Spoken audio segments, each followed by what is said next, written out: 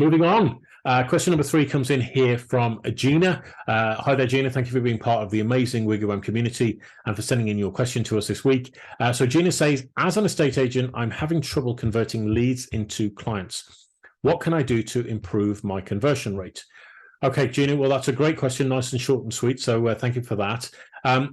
Look, this is a very, very common thing that I see with a lot of estate agents. It is a very, very competitive market, but I'm going to encourage you, Gina, to stand back from what you're doing on a day-to-day basis, okay, and how you're comparing the service level that you're offering with everybody else in your local marketplace. And one of the things I'm going to ask you to consider doing, Gina, if you really want to cement this into your mindset, is to pick 3 random towns in the UK, well, preferably England and Wales, right? I'm presuming you're in England. And go to those 3 different towns on different days and talk to all the estate agents and all the letting agents in those particular areas. And if you want to be a little bit adventurous, you could say something like, oh, I've got a property that I'm thinking of selling in so-and-so road. All right, you don't have to have that property. Wink, wink, nudge, nudge. Okay, but I have a property that I'm thinking about selling in such and such a road. I'm just curious about, how you would go about selling that property and, what service you offer as a result of, being an estate agent, acting for me, etc. Now, most estate agents will immediately jump at the chance to come and look at that property and value it. You can then say, I've got a tenant in it, I'll need to arrange something, but just give me the, skinny, if you like, or the lowdown on what it actually is that you do for your clients, right?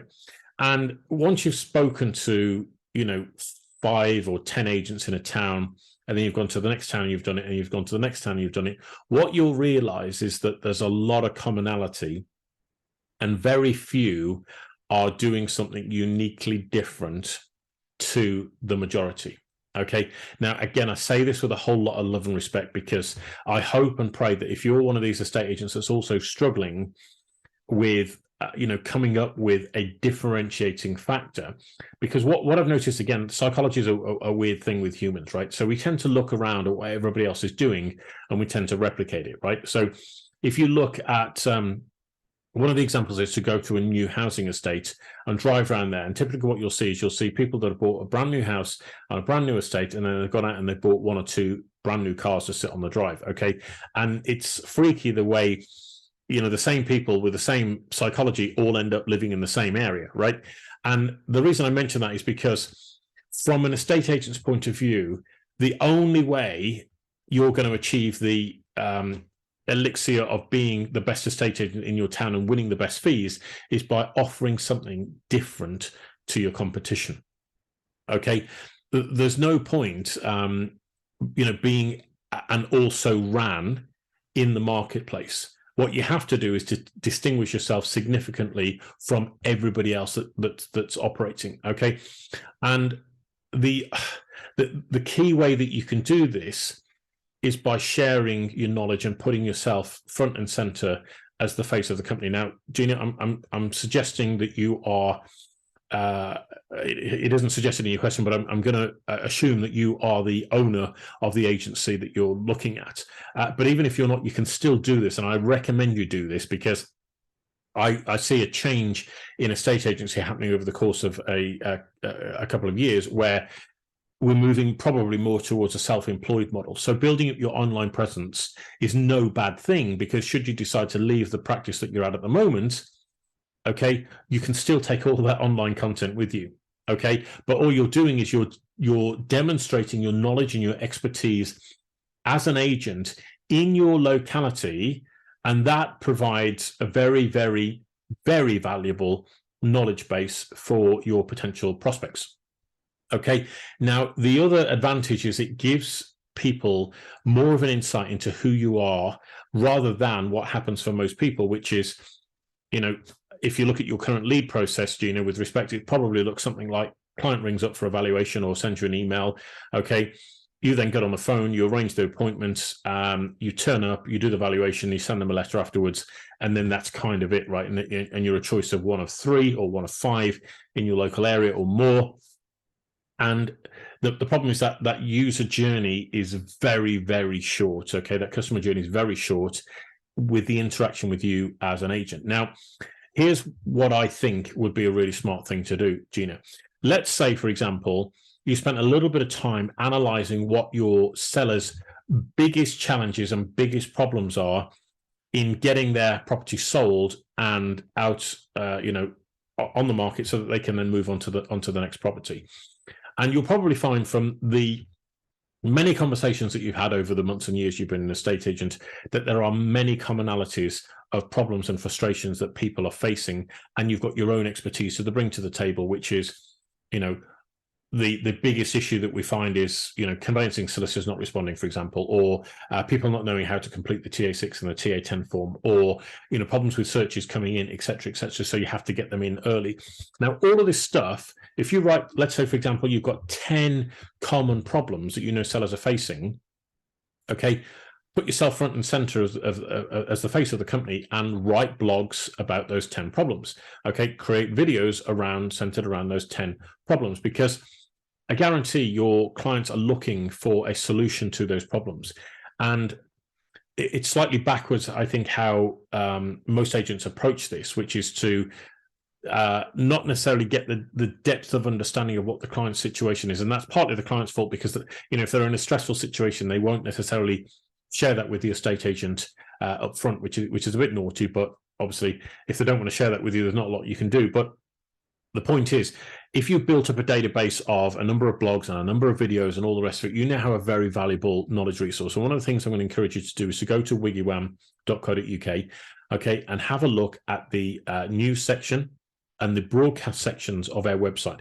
And I want you to see the amount of interaction that those videos are getting, okay, and those blogs are getting an enormous amount of interaction for what is effectively an up-and-coming new property site, okay, a property platform. And the reason I'm encouraging you to do that is because if you then create a profile within WiggyWam and you access the Learning Center, you'll see that you have the ability as an agent to create almost like a video training course. So if you've ever taken an online training course, you can create one of those, as quick as 1, 2, 3 within the WiggyWam platform.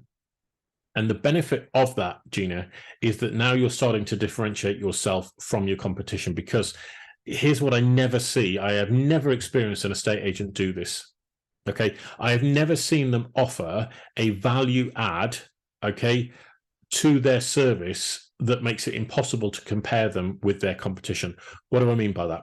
Well, let's say, for example, you spent 10 hours, which is a long time, but over the course of several months, you recorded and created an entire training suite around all the steps that are involved in moving house in your specific local area. Okay, all of the challenges they like to face, how you can help them, demonstrate your expertise, tell them stories, share your experiences, hook them up with the right power team, et cetera, et cetera. Now, that video training suite in itself, okay, let's say you placed a value add figure on that of, say, £500. Okay. Now, a client may not spend £500 to buy that video training suite. Okay. Or course, should I say. But what they will do is when you say, oh, yeah, my fee is 1.5% for selling this property, but as part of that, if you sign up today with me, okay, then I'll also give you access to our online video training suite worth £500. Okay. Now, what a difference in psychology, because all of a sudden, as a seller, I've now got a very difficult choice to make, which is, okay, I go with estate agent B or estate agent C, who are all offering to charge roughly the same amount, or, there's a valuation difference of only a few £1,000s, and I can pay the same price, or I can go to Gina, whose fee is slightly more, but I'm getting this free £500 video training course that has actually got stacked with value. Okay, and I've seen some of her blogs and I've seen some of her online videos, etc.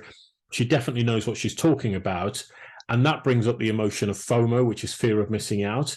That if they don't go with you, then they lose you as a valuable resource in terms of the selling of their property. And this is not playing games. This is not gimmicks.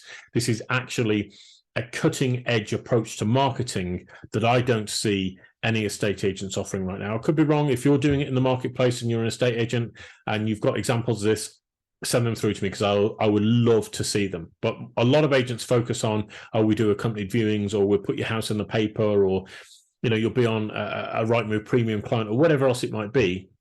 And that's noble, but so is everybody else doing that, right? But there is only one Gina in your local area, right? And that's irreplaceable. And that's really where you need to build your marketing around that, because that's what's going to give you the biggest edge in today's marketplace, in my humble opinion. Okay, so hopefully that's going to help you distinguish it and create a massive USP around the brand of Gina. Okay, if I can call it that. I'm also going to give you a couple of other little tips, which is, to any leads that you are getting, obviously, it goes without saying that you need to respond to them quickly. But the most important thing is to follow up with those people, because, they might place instructions elsewhere. Doesn't mean to say they won't come back to you in 3 weeks or 6 weeks or 3 months or 6 months. Okay, so keep in touch with them. How are you getting on with your sale? Blah, blah, blah, blah, blah. Okay. Keep that relationship going, keep it sweet, build it around you, okay? And I would always, always, always look to tailor the service that I'm offering to a particular client, okay? So I would create a menu of the different services that we offer, and I would add and subtract to that menu of services that you offer for the fee that you provide. And one of the things I would do is do a gold, silver, and bronze package, as well as the value add that we talked about as a sweetener, as a bonus.